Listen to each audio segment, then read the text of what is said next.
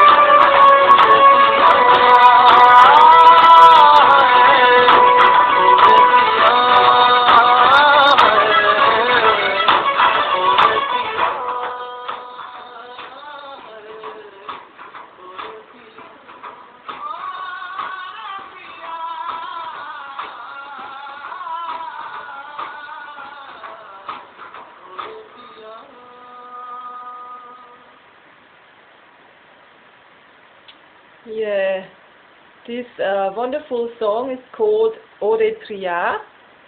The singer is called Rahat Fateh Ali Khan. I hope I pronounced it correctly. He's very well known in India and also in Pakistan, as far as I know.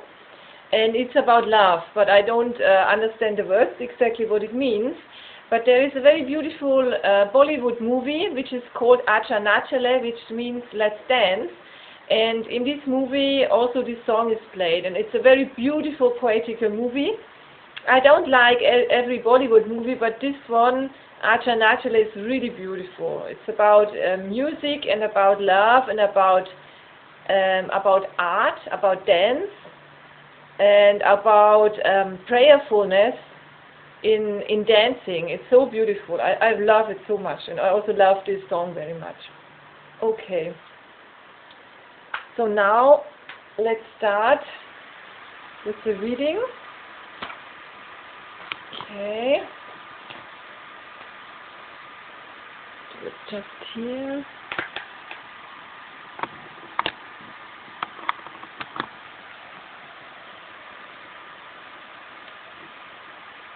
Okay. That should work. No, it doesn't. Mamma mia. Huh. It doesn't work.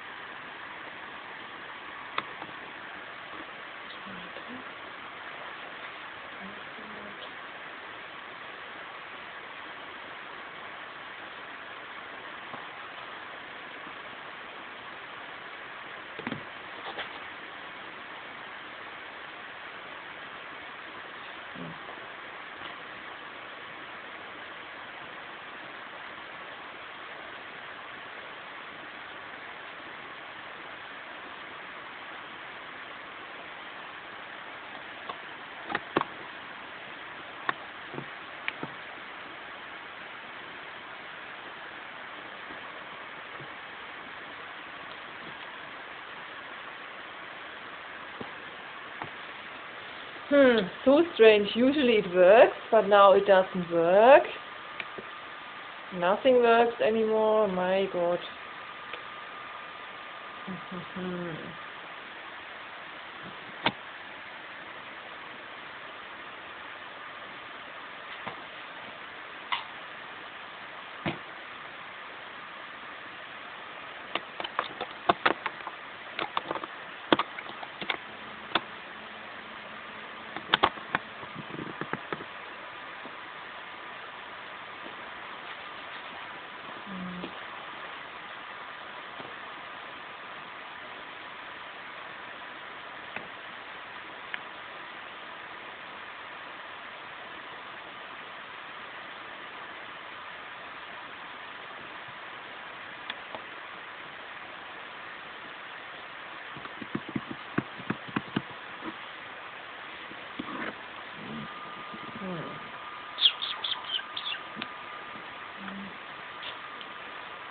Mann.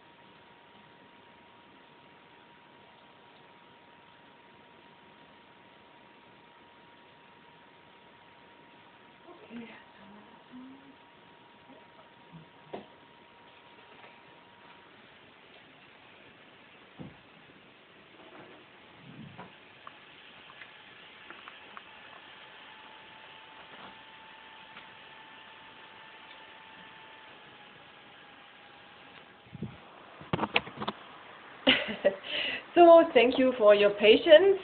I think the computer is already a little bit old, that's why it doesn't work like it should.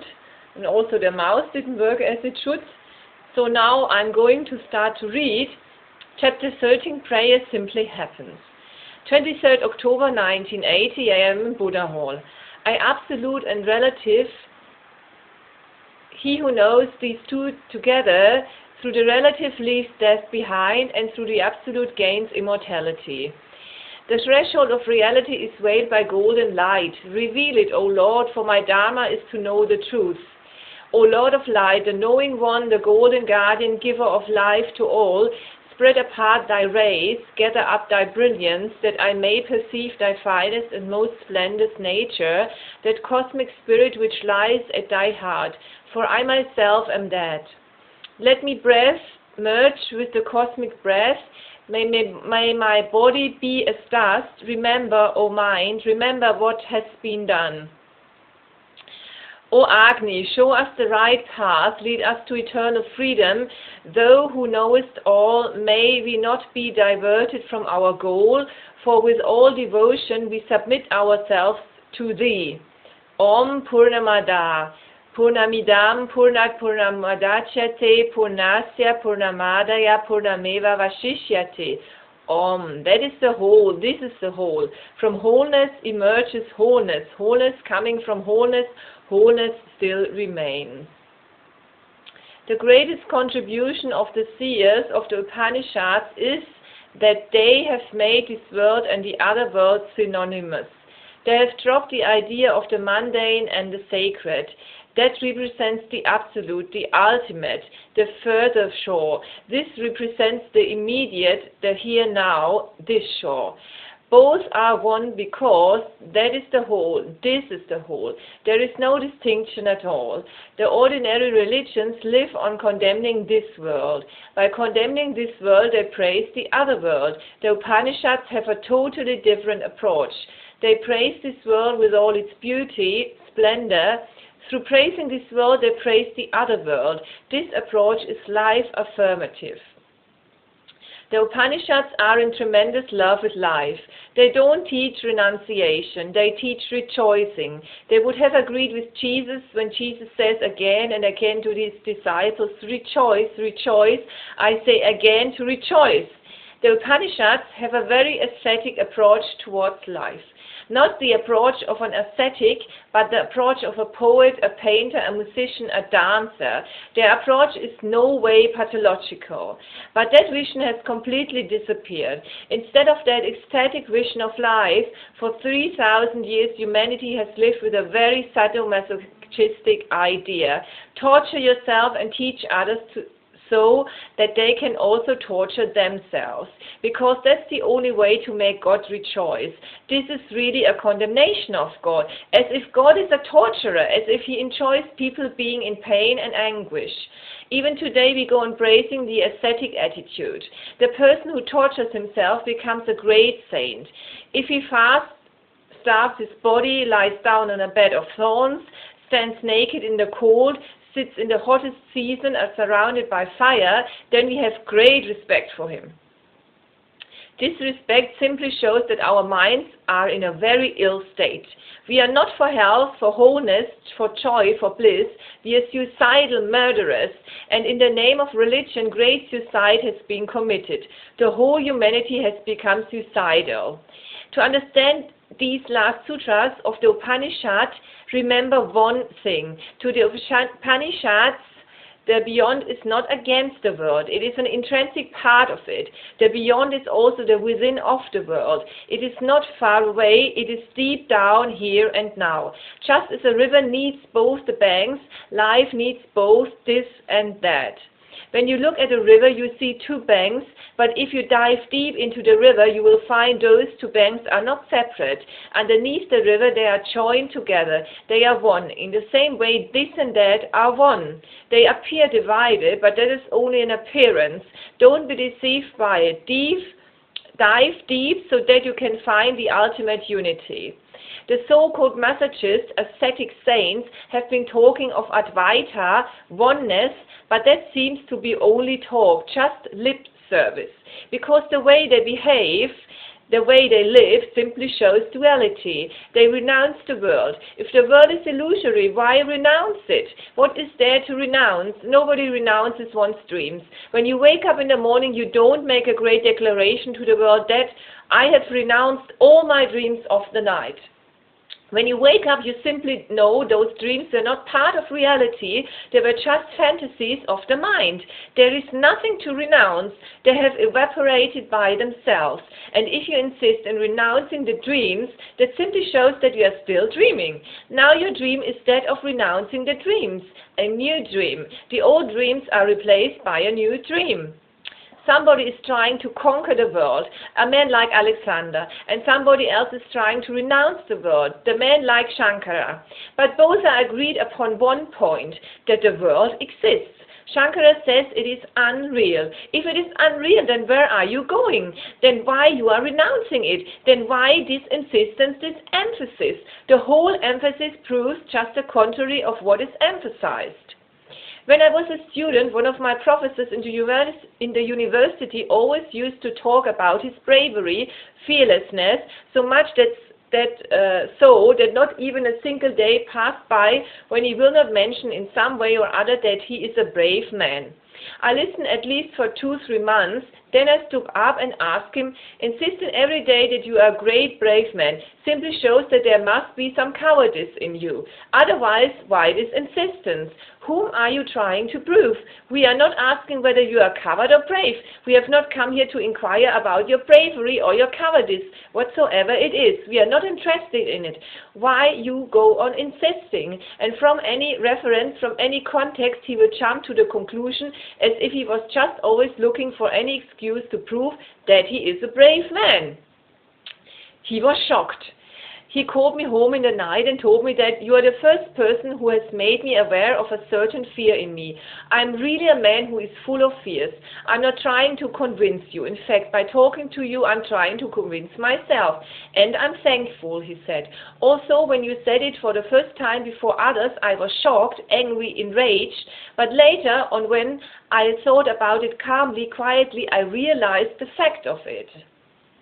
The people who go on emphasizing the world is illusory are simply trying to prove to themselves that it is illusory, but they know it is not. They are trying to create a great smoke around themselves. That is illusory, worth renouncing. It is worthless, there is no meaning in it. But why this insistence? If there is no meaning in it, there is no meaning in it. If it is illusory, it is illusory. You need not say it. And these so-called saints have written so many books proving that the world is illusory. These saints have been talking about the illusoriness of the female body, that it is ugly. It is not beautiful. Just look within the skin. It is not but bones, blood, pus, mucus. Whom they are trying to prove these things, and why this continuous insistence. There seems to be a great attraction in them for the woman's body. They are trying to create defenses. Upanishads never say a single word against the world. That seems to be a more truthful vision. The world is there. It is real. Of course, its reality is relative, and that's the fact of everybody knows its reality is relative. You love a woman today, tomorrow you may not love. Today it had seemed to you that you will love her forever, and tomorrow all that idea has simply evaporated. Just the day before you were ready to die for her, and the day afterwards you are ready to kill her. It is a relative world. Nothing is permanent here. That is true. Everything is changing flux-like. It is momentary. But it does not mean that it is unreal, that it is illusory. Even though it is momentary, it is true. It is real. It has a relative reality. The other world, the beyond, the absolute, has a totally different kind of reality. It is non-relative, but both are real. The relative and the absolute are two aspects of the same reality. Watch a river. In one way it goes on changing, in another way it is the same river. Watch your mind. The mind goes on changing. Every moment something new comes, something old dies, but in another way your consciousness, your watcher, is the same. You can experience both these things within you. The mind is a relative reality and your consciousness is an absolute reality. You go to see a movie. The screen remains the same, but the scenes on the screen go on changing. Both are real. The scenes are for a moment there and then they are gone, but the screen remains the same. Because of the scenes, you cannot see the screen. When the scenes stop, the projector stops, suddenly the screen is there utterly empty. That is the experience of absolute. It is emptiness, just a white screen. Nothing moves, nothing changes. It is eternal, timeless. But the world of time, the world of change, is also part of it. Remember the metaphor of the wheel and the axle. The axle is absolute and the wheel is relative. But the wheel needs the axle. Without the axle, the wheel cannot move. On what it will move, and the axle needs the wheel. Without the wheel, it won't be an axle at all. They are complementary, not antagonistic. This and that are two aspects of the same coin, the sutras, absolute and relative. He who knows these two together, through the relative leaves death behind, and through the absolute gains immortality. See the point. One who knows these together, the Upanishad is not knowing the absolute and renounce the relatives. It is saying know them together in their togetherness. Then only your knowing is whole, then only your knowing is total. The person who turns away from the world remains lopsided as much as the person who remains in the world and forgets the beyond. Both are partial, and to be partial is to be ill, because then you cannot have your whole being, only a fragment, and to have a fragment only is to suffer, it is to be miserable. Hence my observation is, the world people suffer in one way and your so-called spiritual people suffer in another, but both suffer. Suffering comes from the partial truth. Bliss is the fragrance of the whole. Bliss comes only when you live life in its totality. The totality includes this and that, and it does not make any hierarchy. That is not higher than this, that is hidden in this. This is the visible part of that, and that is the unmanifest part of this. This is the body of that, and that is the soul of this. And you can see within yourself, the body and the soul are living in absolute harmony. In the same way, the God and his existence are living in deep harmony. There is no conflict. The conflict is created by your so-called religious people. They've created all kinds of unnecessary struggles. Hence, your true religion will be closer to the Upanishads than to Shankaracharya. Then to Mahavira, it will be far closer to the Upanishads. And this Isha Upanishad is the very essence of the whole Upanishadic philosophy of life, absolute and relative. He who knows these two together, through the relative leaves death behind, and through the absolute gains immortality. The absolute cannot be known by any method. It cannot be known by any teaching. It cannot be known by any scripture. The absolute cannot be known as an object of knowledge, because it is the very center of your innermost core. It is the foundation of all your knowing. Hence, it cannot be known as the known. No method will help. No teaching will help. No philosophy will be of any support. In fact, they will hinder. To know the absolute, one has to drop all doctrines, all philosophies, all ideologies, all methods. Just the other day somebody had asked, is it possible to find God by practicing yoga? God cannot be found by practicing anything. Neither yoga, nor tantra, nor zen, nor Tao. God cannot be known by practicing anything whatsoever. Who will practice? All practices are confined to the mind, and the mind practicing something means the mind is strengthened more and more through the practice. The mind is exercising and becoming stronger. Every practice strengthens the mind, and the mind belongs to the relative. It is the very foundation of the relative. You can practice yoga, you will have a better body, a better mind, you will have a better memory, you will have a longer life. All these things are possible. If you go deep into practicing yoga, you may even start having a few miraculous powers, siddhis. Because you will discover subtle forces of the mind and the body which are not ordinarily available, which are not functioning. You will come across many new energies which you had never suspected. Psychologists say a major part of the brain is not functioning, and they are puzzled because if it is not functioning, then why it is there? It seems to have no purpose, and nature never creates anything without any purpose. It must have some purpose, but psychology has not yet been able to find any purpose, and psychology may not be able to find. Unless yoga, tantra, Zen, Tao, and all these methodologies of revival and subtle energies of the mind are included in scientific research work, psychology may not be able to find out any function. Even physiology has not found functions for a few things. Hence, they are every time ready to remove your appendix because it has no function. The doctors are ready to remove your tonsils any moment because they don't seem to have any function, as if nature can grow something in you which has really no function. Then why your appendix should exist at all? Ordinarily, physiology is right and psychology is right. They don't have any function. But if you enter into the world of yoga, you will be surprised. Even your appendix has a function. Your tonsils have a function. And the major part of the brain, which is non-functioning, starts functioning. You can start reading other people's thoughts. This will be done by a new center in the mind. The old centers cannot do it. You can start even projecting your thoughts into other people's mind. They will think they are thinking those thoughts. In fact, you are flooding their minds by your thoughts. You can have a great powers of deceiving. They will not be able to see how you are doing it, how you are materializing a switchboard out of the air. They will not be able to see. Just one simple technique. How to prevent them from knowing what is happening just in front of their eyes. But all these things have nothing to do with knowing God, the ultimate.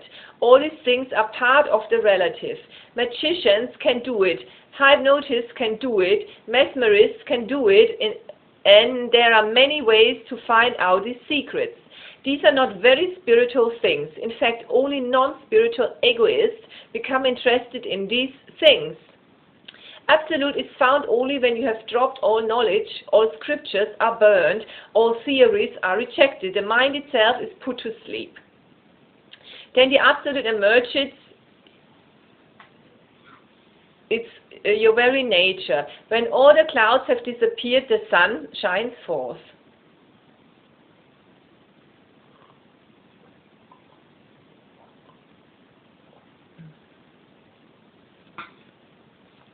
But methods can help to get rid of the relative. They can help you to become more powerful as far as body is concerned, mind is concerned. They can also help you to get rid of the relative.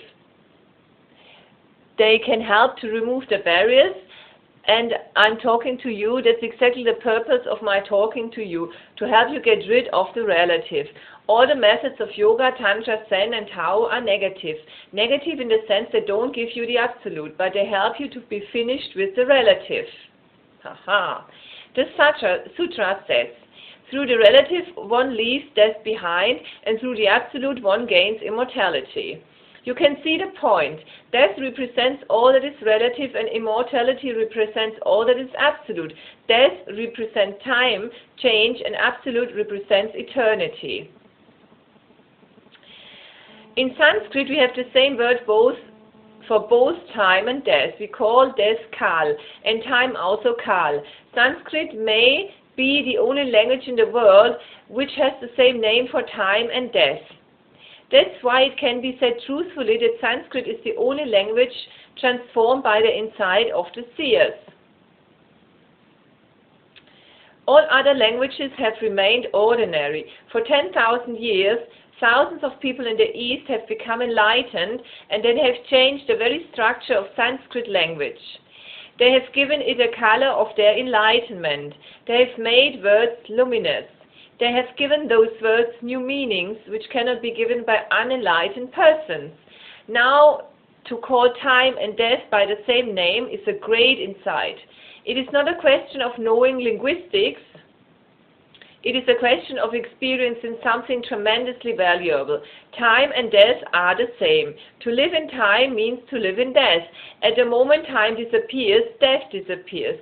So when you are utterly silent, When no thought moves in your mind, time disappears. You cannot have any idea what time it is. And the moment time disappears and the clock stops of your mind, suddenly you enter the world of the timeless, the eternal world, the world of the absolute. Jesus is asked by a seeker. It is not reported in the New Testament, but it is part of the Sufi tradition. A seeker asked Jesus, "What will be the most significant thing in your kingdom of God?" And the answer is amazing. Jesus says, "There shall be time no longer." That will be the most significant thing in my kingdom of God. There shall be time no longer. There will be no past, no future. There will be only present. And let me tell you that present is not part of time. Of course, ordinarily in the schools, colleges, and the universities, you have been told and taught, and your dictionaries go on saying again and again that time has 3 tenses: past, present, and future. That is absolutely wrong. Wrong according to those who know. Past and future are time, but present is no time. Not time. Present belongs to eternity. Past and future belong to this. The world of the relative change between the two penetrates the beyond, the transcendental, and that is the present. Now is part of eternity. If you live in time, death is bound to happen. In fact, to say bound to happen is not right. It is already happening. The moment a child is born, he starts dying. It takes 70, 80 years to die. That's another matter. He dies slowly, miserly, in installments, a little bit every day, every hour. He goes on dying, dying, dying. Then the process is complete after 70 years or 80 years. When you say that somebody has died today, don't be misguided by your statement. He has been dying for 80 years. Today the process is complete. There is an ancient Chinese tradition in the Taoist school it seems to be the only tradition in the world where when a child is born, the family cries. They weep because the birth is nothing but an arrow moving towards death. They don't celebrate it. They feel very sad. Another being has entered into the world of death. How can you celebrate it? If you want to celebrate, then death is the right thing to celebrate. One person has completed the process of dying, and perhaps he may not be born again. Perhaps he has entered into the beyond, or at least his death process has ended. Maybe he will start another death process, but that is in the future, and we don't know anything about it. Celebrating birth is ignorance. Celebrating death is understanding. Through the relative, one leaves death behind. If you use the method of meditation, you will leave the mind behind, and mind is the source of time and death both. Mind is time, mind is death. One aspect of mind is time. Another aspect of mind is death. Through meditation, through watching the mind, you can leave death behind. But this is only a negative process. The Upanishad call it neti neti. Neither this nor that, the process of elimination. I'm not this, the body, the mind, then who I am, or who am I? First eliminate the non-essential, put it aside, and go on eliminating all that is non-essential until only the essential is left. And what is essential? How you will decide that only the essential is left? When there is nothing left to be denied, nothing left to be eliminated, go on emptying your house, throw all the furniture out. When there is nothing left to be thrown out, then a great revelation happens. You gain immortality. The Absolute arises in you in all its beauty and splendor, in all its ecstasy. It overfloods you. It starts radiating. It starts reaching even to others who are available, receptive, vulnerable. The threshold of reality is veiled by golden light. Now the Isha Upanishads remind the seeker that, be aware, when you enter into the world of absolute reality, you will come across a golden veil, very beautiful, so beautiful that many have become enchanted and stopped there.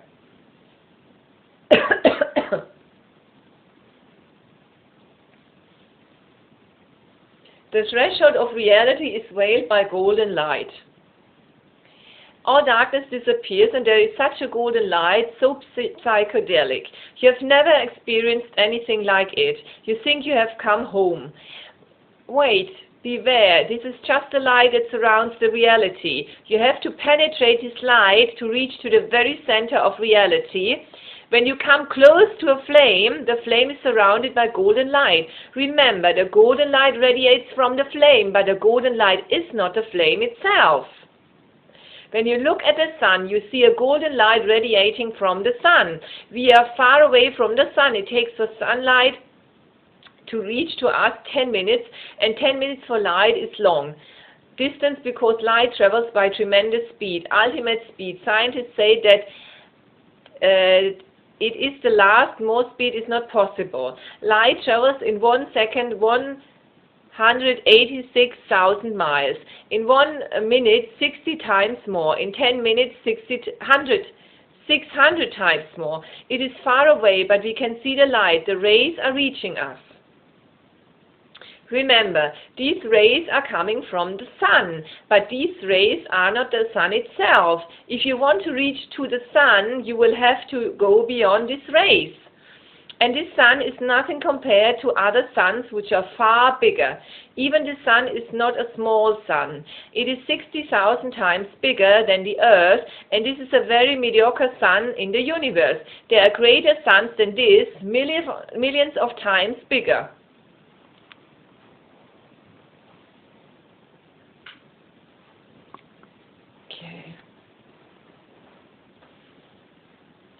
In the night, when you see the stars, you think they are very small. You are wrong. They are very far away. That's why they look small. They are far bigger than the sun. But their distance is almost unbelievable. That's why they look small. They are far bigger than the sun. But their distance... The closest sun next to this sun is 4 light years away. The rays from that sun reach to us in 4 years. From this sun it takes 10 minutes. From that sun it takes 4 years. And that is the closest. There are suns from where it takes millions of light years for the sunlight to reach to us. And there are few suns conceived by the physicist whose light has not reached to the earth yet, since the earth was made, and there is a possibility that there may be suns even farther away whose light will never reach to the earth, because meanwhile the earth will disappear. It came into being. For millions of years it existed. The light was traveling and traveling with that tremendous speed of 186,000 miles per second. By the time the light reaches the earth, would have died. That light will never reach to the earth. But all these suns, great suns, are nothing compared to the ultimate reality. Kabir says, the moment I penetrated into my innermost core, I found as if suddenly millions of suns had risen.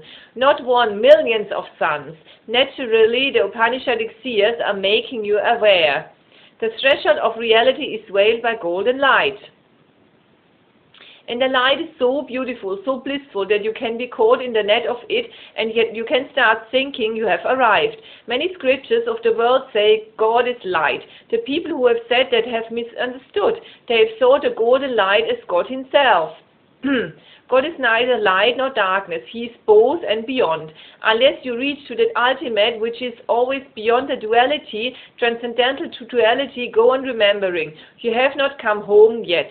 Go on inquiring, go on exploring. The Upanishadic seer prays to God.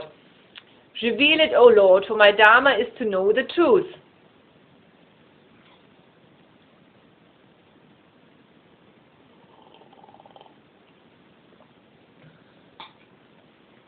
Upanishads start in prayer and end in prayer. Start in meditation, and end in prayer. This is the right sequence. Nobody can start by prayer, because if you start by prayer, your prayer will be fails. It cannot be true. You will be asking for some ordinary things, money, power, prestige, because that is where you are. Your prayer will be part of your mind, and mind is full of desires. Hence your prayers will be full of desires and demands. Go on listening to people who are in prayer in the churches, in the temples, what they are asking. Even a man like the great Emperor Akbar used to pray for money, for more power.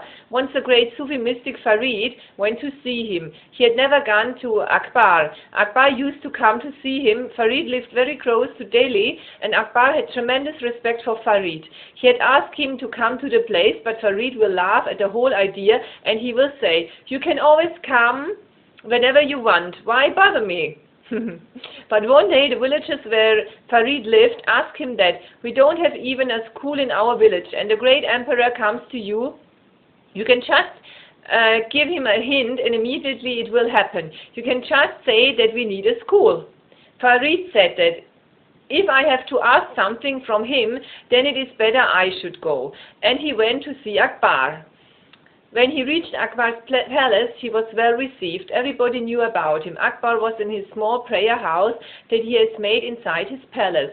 He ritually did all the 5 prayers every day as a Mohammedan is required to do. He was doing his morning prayer. Nobody was allowed to enter in the shrine when Akbar was praying, but the guards did not even prevent Farid.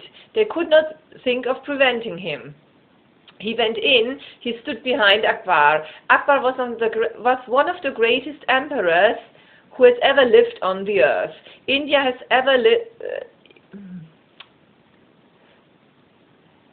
has known only 2 great emperors. One was Ashoka, another was Akbar. They had the greatest kingdoms possible, the richest man of all the ages, and Farid was shocked. Akbar was not aware that Farid is standing behind. Nobody, not even his wife, was allowed to enter in. So he was just praying to God, talking to God, unaware of the fact that somebody is listening. As he ended his prayer, he raised his hands towards the sky and said to God, "Give me more money, more power, more kingdoms." Farid was shocked. This man has so much, and still he was going... And still he was asking for more. But as he was going down the steps, Akbar saw him. He rushed, fell into his feet and said, "Why you came? You could have asked me to come, and now why are you leaving?" Farid said, "I had come to make a small request, but seeing that you are still a beggar, I thought it is not right to make the request, because my villagers had asked you for a small school, but now I cannot ask because that means you will become a little less richer than you are. A little bit of money will have to be put for the school. No, I cannot ask you. Moreover, if you are asking God, I can ask God myself. Why I should ask through you, through your agency?" But Farid said, "I had never thought of asking anything from God. That's why I'm such a fool that I came to you. But you have opened my eyes. I have been praying my whole life, but the idea never happened to me that one should ask anything." Prayer can be of 2 types. 1, the ordinary prayer that is being done all over the world. Hindus, Mohammedans, Christians, all are doing it. They have not transcended their mind, so their prayer is full of their desires. To attain to real prayer, first you have to become silent. First you have to pass through the alchemy of meditation. Meditation helps you to get rid of the mind, and when there is no mind, you can pray, but that prayer will have a totally different quality to it. This is the prayer. "Reveal it, O Lord, for my Dharma is to know the truth." The seer is saying that I have done whatsoever I could do. I have meditated, practiced yoga, watched my mind. I have dissolved the mind, eliminated all that was stupid in me, mediocre in me, unintelligent in me. But from all that effort, I have attained only to the golden light, your veil. Now, unless you remove it, nothing is possible. Whatsoever I could do, I have done. My doer is finished. My doing is finished. I have come to the very end of my tether. Now my road ends here. Now only you can take me further ahead. Prayer begins only when you have done everything that you can do. Then your prayer has authenticity. It means, now what can I do? Everything that was possible for me, I have done. And this is what I have attained to. Great light, great benediction, great bliss. But still I feel that is just the uttermost part of your being. Now only you can help. You can ask for help when you have done all that you can do, not before that. Prayer comes only after meditation. That's why I don't teach prayer to you. I teach meditation, because I know only after meditation prayer is possible. And the beauty is that if you have meditated well, prayer comes on its own accord. There is no need to teach it. Just as a flower opens and the fragrance is released, exactly like that, when meditation is happening, the fragrance of prayer comes on its own accord. It simply disappears. And then the prayer can be only one. Reveal it, O Lord, for my Dharma is to know the truth. The word Dharma is untranslatable. That's why the translator has left it as it is. Ordinarily, Dharma is translated as religion, which is wrong, absolutely wrong. Religion is a very ordinary thing. Religion means a creed, a theology, a theory, a hypothesis, a doctrine. Dharma means your innermost nature, svabhava, your self-nature. Dharma means your deepest longing for truth, your ultimate thirst for being. It is then everybody-centered, it is seed, it can become a flower. Two things have to be done. The first is the meditative part. It will help the plant to grow. It will help the buds to arrive. And then you have to pray. The second part is prayer. If you start forcibly opening the buds, you will destroy the whole beauty. You will destroy the fragrance, even the possibility of fragrance. Then you have to pray. Reveal it, O Lord, for my Dharma is to know the truth. My deepest longing is to know the truth, the ultimate truth, the naked truth, and nothing else. I don't want this golden light. I cannot be contented with this. Your veil is beautiful. Of course it is your veil. Hence it is beautiful, and something of you is radiating off the veil. But I want to see you in your absolute nudity. I want to see you unveiled. Hence reveal, unveil, O Lord, and this only you can do. I cannot do. I have come so far that I can see your veil, but more than that is beyond me. Prayer is significant only when you have done all that you are capable of. Then your prayer has a sincerity.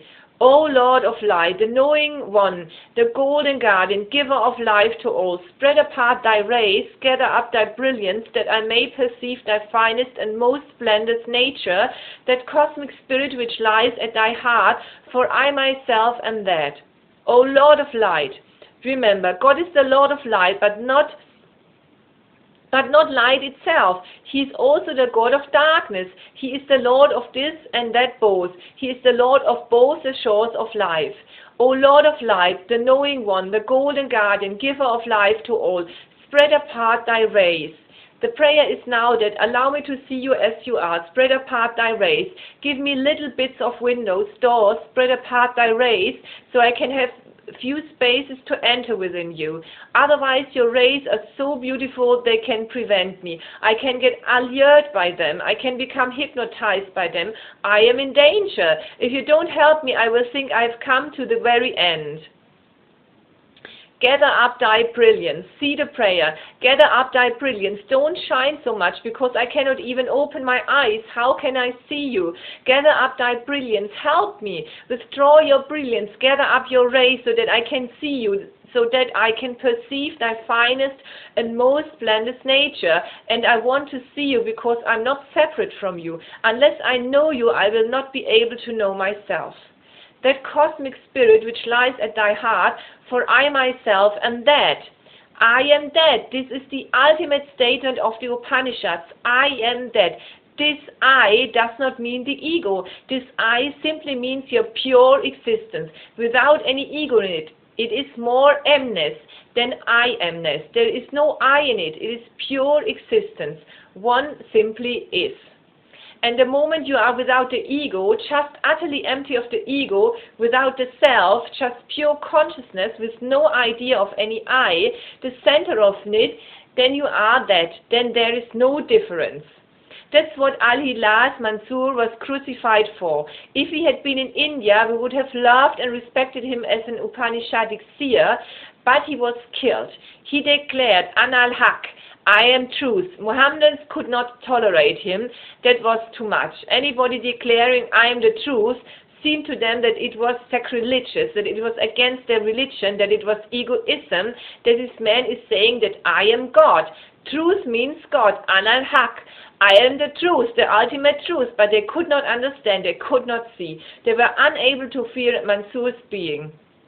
He was not saying that Ali Las Mansur is the truth. He was saying Ali Las Mansur is no more, and what is left now is the truth. When he was saying I am the truth, in fact he was saying I am no more, only the truth is.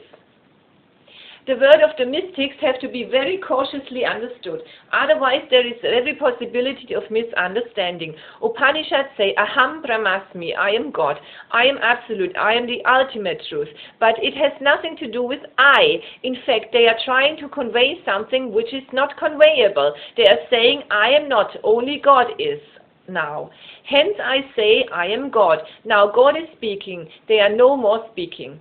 For I myself am that. Let me breathe merge with the cosmic breath.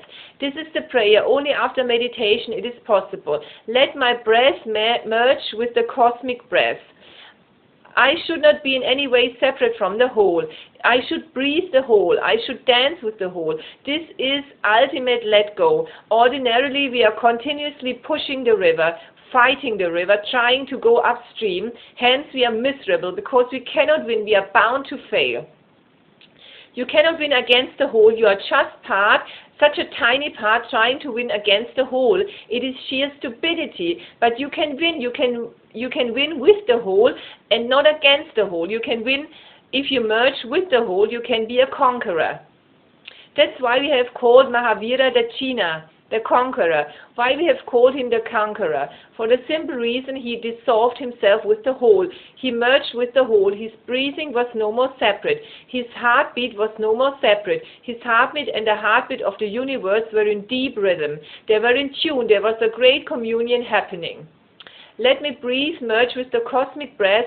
May my body be as dust. Forget my body, I know more in it. Please just think of me as a consciousness.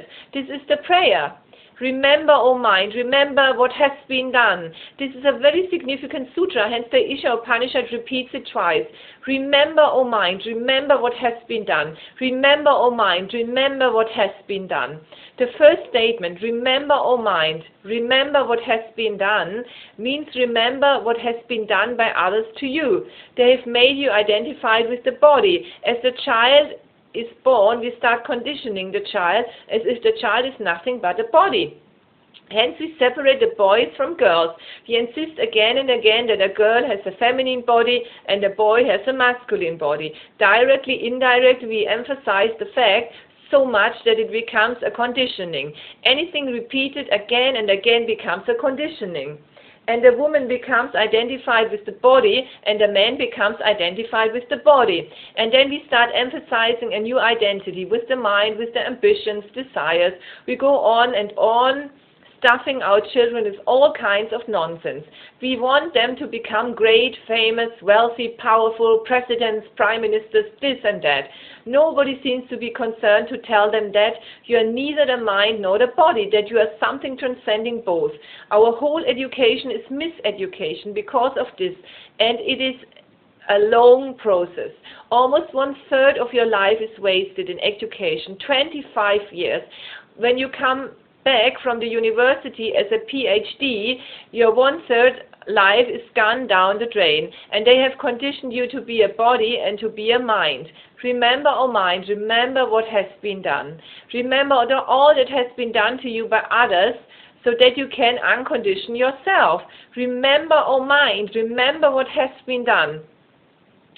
Why this repetition? They both have different meanings. First meaning is remember what has been done by others to you, and the second meaning is remember what has been done by yourself to you. Only the others are not the culprits. You have done much to yourself too. You have participated, you have accepted, you have never rebelled, you were very obedient to all kinds of superstitions. If your parents said you are a Hindu, you became a Hindu, you never said why. You never asked a question. Your parents said you are a Jain, and you became a Jain without ever inquiring, without ever asking. You were ready to be a slave. Slavery was very acceptable to you.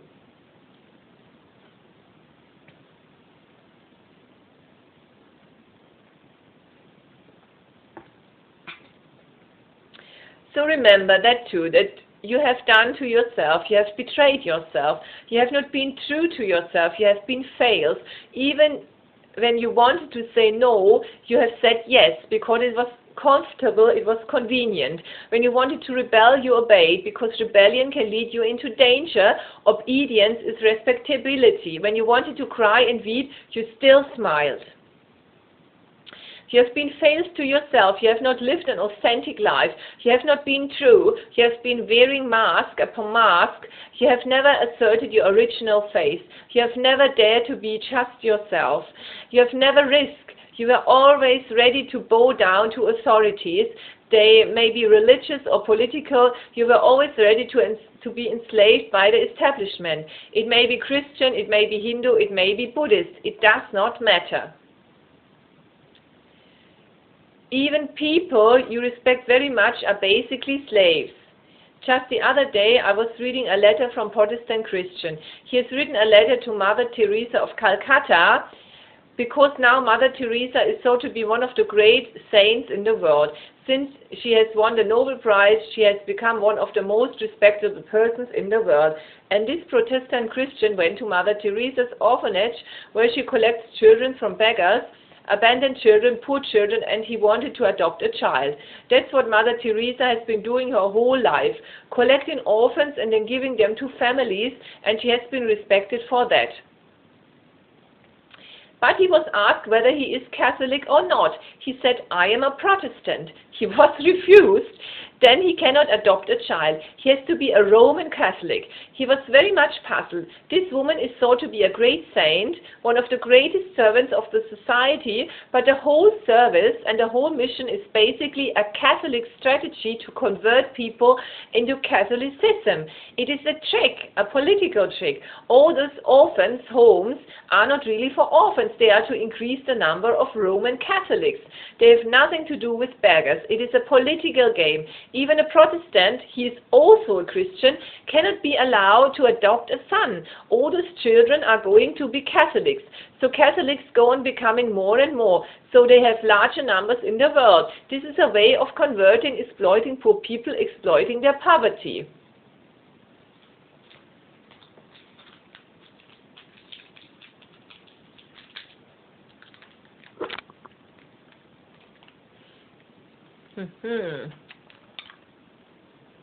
Even Mother Teresa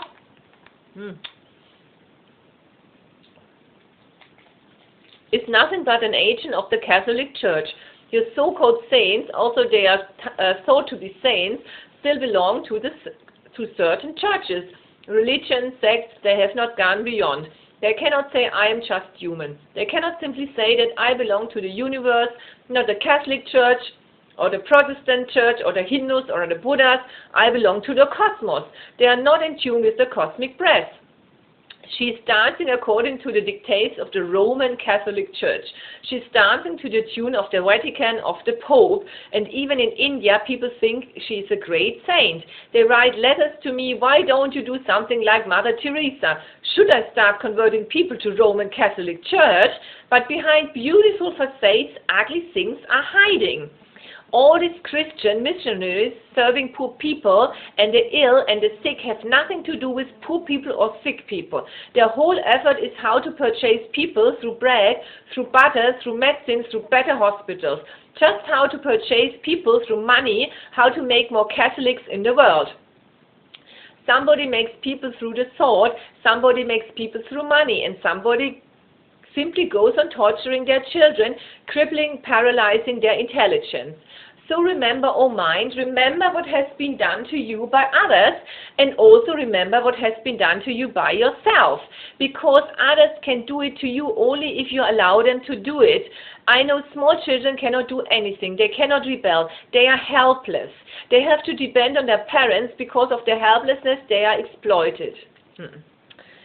Children are the most exploited people in the world, and the misery is their own parents are doing tremendous harm. They may be thinking that they are doing something good, something great. They may be thinking that they are helping their children to become good people. But what Christians, Hindus and Mohammedans have done to the world, The whole history is full of blood because of these religions. Man has not been able to become one. Humanity has remained divided, and continuous wars, crusades, kill each other in the name of God, in the name of religion. And when you kill anybody in the name of religion, you are not a murderer. If you are killed in the name of religion, your paradise is absolutely certain. People have been bribed to kill and to be killed. If a parent really loves his children, he will not condition the child in any way. He will help the child to inquire on his own, to become a seeker. Upanishads don't belong to Hindus, remember. The same cannot be said about Quran. Quran belongs to the Mohammedans. The same cannot be said about Ramayana. Ramayana belongs to the Hindus. The same cannot be said about the Bible. The Bible belongs to the Christians. But about Upanishads, one thing can be absolutely said, categorically said, they don't belong to Hindus, Mohammedans, Christians, to anybody. The whole approach is cosmic, it is holistic. O Agni, show us the right path, lead us to eternal freedom, so who knowest all. May we not be diverted from our goal, for with all devotion we submit ourselves to thee. O Agni. Agni means fire. The translator has left it untranslated for the simple reason because to translate it is just as fire will give you a wrong impression, a wrong idea. Agni is a metaphor, and metaphors become more difficult to be translated. There has something poetic in them. Literally it means fire, but a metaphor is of the fire within you, the fire of deep, intense, passionate longing for truth, fire of longing to be with the beloved, to be one with the cosmos. Buddha's last statement on the earth was, be a light unto yourself. And this is the last sutra of the Isha Upanishad. O my inner fire, my longing to be one with my beloved. Show us the right path. No, nobody can lead me. Only my inner passion for truth can guide me. No other person can be of any help. The master can help you to get rid of the relative. There the function of the master ends. Then you have to depend on your own inner insight, your own intuition, and that insight is called fire. It is the fire because it burns and consumes you as a separate entirety, as an individual. It reduces you into nothingness. It is fire, but out of this fire a totally new life is born. Show us the right path, lead us to eternal freedom. Only this fire can lead you to eternal freedom. When you are consumed completely, when you are free of yourself, then you are absolutely free. Remember these two expressions, freedom of the self and freedom from the self. The second is the meaning of absolute freedom, not the first. Freedom of the self again simply means the ego has come from the back door. Freedom from the self is total freedom, absolute freedom. When you are not, you are really free. It is a paradox. When you are in bondage because your mind is a bondage. Your ego is a bondage. When you are not, your imprisoned splendor is released. Thou who knowest all, may we not be diverted from our goal. Now this prayer has to be constant fragrance to the seeker that, my Lord, help me not to be diverted. Because as you enter into the inner world, greater treasures are revealed and there is every possibility you may stop somewhere and you may think that is the end. The danger becomes more and more as you go deeper because greater richnesses, greater wealth, greater kingdoms become yours. And you have lived in such poverty that anything can enchant you. There is a beautiful parable. A mystic used to live under a tree, and he saw for 4 years a woodcutter coming every day, an old man. The whole day he will cut wood and sell the wood. And then too it was difficult to feed himself, his wife and children. One day the mystic asked the woodcutter, will you listen to me? The woodcutter used to respect the mystic. In the early morning when he will come, he will bow down to the mystic, and when by the evening he will take the wood back home, he will again bow down to the mystic. The mystic said, listen, don't waste your life cutting wood. Just go a little ahead and you will find a copper mine, and that will be enough. You do 1 day's work, and for 7 days it will be enough to keep your family perfectly comfortable, conveniently, and there will be no need for you to work every day. The man did not believe. What this mystic can know about the copper and the mines? He had never seen him leave his tree. Under the tree he is always sitting there with closed eyes. What can he know? But then he thought, what I am going to lose. Let me give a try. He went ahead and round a copper mine, and he was immensely pleased. Now he used to work only one day, and for the remaining week there was no need to work. It was enough to feed his family, not only to feed, but even invite guests, friends, and all were surprised that he has become suddenly rich. One day the mystic said, "You are such a fool. Just go a little ahead and you will find a silver mine, and one day's work, and for 6 months you need not work at all." The woodcutter was perfectly happy with the copper mine, and he did not believe this mystic again. But he said for the first time he had turned out to be right. Who knows, let me give a try.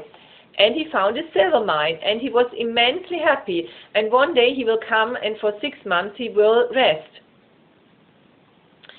One day he was coming, and the mystic said, "But you are just a fool. You just go ahead a little bit more, and you will find a gold mine." Now this was too much. The woodcutter could not believe this could be his fate. Impossible. But again he was seduced by the idea. He went and found a gold mine. Now he became so rich that for 4 years he will not come. And even if he comes, he won't bother even to bow down to the mystic. Who cares about this fool? He just goes on sitting under the tree, and he knows where the gold mine is. Still he has not bothered. One day the mystic called him, and he said, "You don't come to see me anymore. You don't bow down to me. But still, I'm now getting old, and I cannot wait anymore. Just a little ahead, there is a diamond mine. And why are you wasting your time with gold? You can find diamonds." And the man found the diamonds. Now for 4 years he will not come. And one day the mystic sent a message, "Come quickly, because I'm on my deathbed, and I have to reveal you the last secret." He could not believe. What can be more than diamonds? That is the end. There can be nothing. There cannot be anything more. But he came. He asked, "What is the matter? Now you are again trying to tell me to go ahead?" He said, "Yes, because if you go a little bit ahead, you will find a treasure which is inexhaustible. This mine will be exhausted soon." The woodcutter said, "I don't believe you anymore, and I'm perfectly happy. Why should I go? And if you know that there is some inexhaustible treasure, why you go on sitting under this tree?" The mystic said, "That inexhaustible treasure is within me, and that's what I have called you for, to tell you just go a little ahead. If you go a little ahead, you will find yourself, and that's the real treasure." But it was too much for the poor woodcutter even to understand. He laughed at the whole idea, and he said, "You must have gone crazy. I'm perfectly happy." The mystic died. After many years, the woodcutter thought, his death was also coming closer. Maybe he was right. I should go a little further. He went a little further, and he found such a beautiful forest that he wanted to sit under a tree. And it was so silent that he wanted to close his eyes. And it was so tremendously peaceful that he started thinking within himself. And he found the treasure the mystic was talking about. But it was first found within himself. The seer of the Isha Upanishad is saying, "May we not be diverted from our goal. Unless you have found your ultimate being, you have not found anything. Remember, and go on praying to God that we should not be diverted. For with all devotion we submit ourselves to Thee. Meditation is effort, prayer is surrender. Meditation is your doing, prayer is becoming available to God. Whatsoever He wants to do with you, you are ready. It is submission, it is devotion. But devotion comes only after meditation." Om Purnamada Purnamidam Purnat Purnamudachyate Purnasya Purnamadaya Purnameva Vashishyate. Om, that is the whole, this is the whole. From wholeness emerges wholeness, wholeness coming from wholeness, wholeness still remains.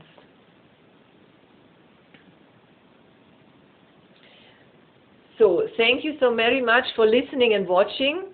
Now it has taken a little longer, 20 minutes longer, because this technical problem appeared with the computer. So I hope you liked it, and I wish you a wonderful day. Bye bye. Namaste.